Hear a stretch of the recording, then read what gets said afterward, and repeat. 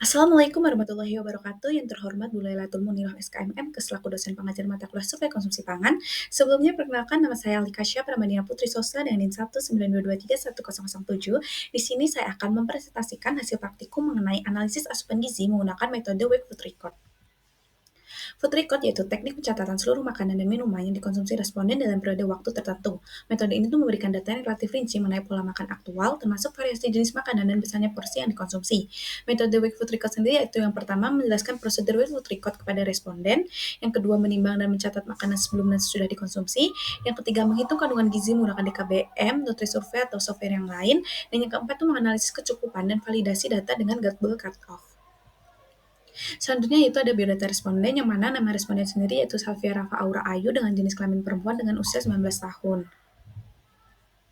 Berikut ada data food record responden, yang mana data food record responden ini mulai dari hari Selasa, Kamis, dan Sabtu.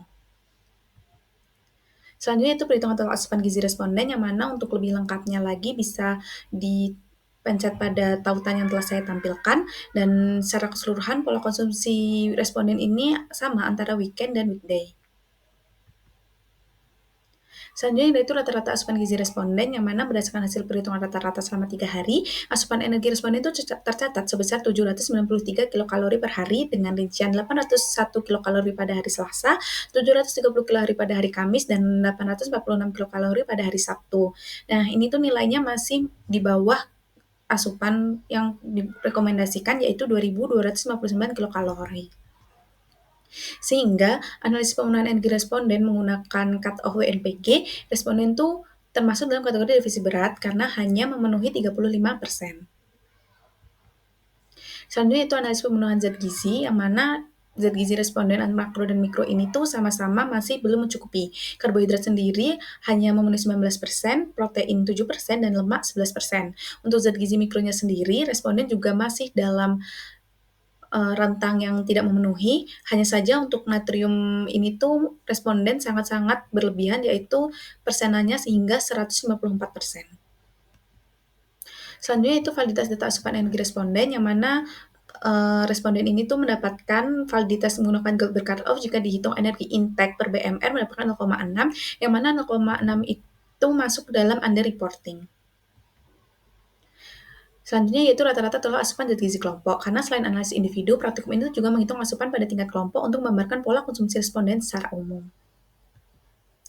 Selanjutnya itu analisis asupan zat gizi kelompok, yang mana analisis asupan zat gizi kelompok ini sama seperti responden. Pada kelompok ini juga belum memenuhi mulai dari makro dan mikro, namun pada zat gizi mikro di kelompok ini vitamin A-nya sangat berlebih karena persentasenya sampai 420%. Selanjutnya itu hambatan yang dirasakan, yang pertama yaitu proses penerimaan makan waktu, responden sering lupa atau malas menimbang makanan, yang ketiga tidak praktis dilakukan di luar rumah atau saat makan di tempat umum, dapat mengubah perilaku makan responden karena merasa diawasi atau repot, yang keempat yaitu risiko kesalahan penimbangan jika alat ukur tidak akurat, dan yang terakhir itu data tidak lengkap atau lupa catatan camilan. Jadi dapat disimpulkan praktikum food record ini memberikan pengalaman dalam mengumpulkan, mengolah, dan menganalisis data konsumsi pangan individu maupun kelompok. Analisis individu itu menunjukkan adanya defisit energi serta ketidakcukupan zat gizi makro dan mikro berdasarkan perhitungan kebutuhan energi dan validasi Gutable Cutoff method. Pada tingkat kelompok, hasil analisis dengan acuan AKG juga memperlihatkan pola konsumsi rendah energi dan kurang seimbang meskipun lemak, natrium, dan vitamin A itu relatif mendekati atau memenuhi anjuran. Praktikum itu sekaligus melatih keterampilan mahasiswa dalam penerapan analisis konsumsi pangan secara aplikatif. Untuk saran yang dapat diberikan yaitu yang pertama menggunakan timbangan terkalibrasi dan catat waktu setelah jenis makanan secara langsung agar hasil lebih akurat. Yang kedua itu untuk meningkatkan validitas data disarankan penggunaan metode kombinasi seperti food record dengan 24-hour recall. Yang ketiga yaitu responden dianjurkan menambah konsumsi pangan sumber energi, protein hewani, serta sayur dan buah untuk memenuhi kebutuhan zat gizi makro dan mikro. Yang keempat yaitu pola konsumsi kelompok sebaiknya diarahkan agar sesuai pedoman gizi seimbang. Berikut adalah daftar referensi yang digunakan saat penyusunan laporan praktikum. Sekian, terima kasih. Wassalamualaikum warahmatullahi wabarakatuh.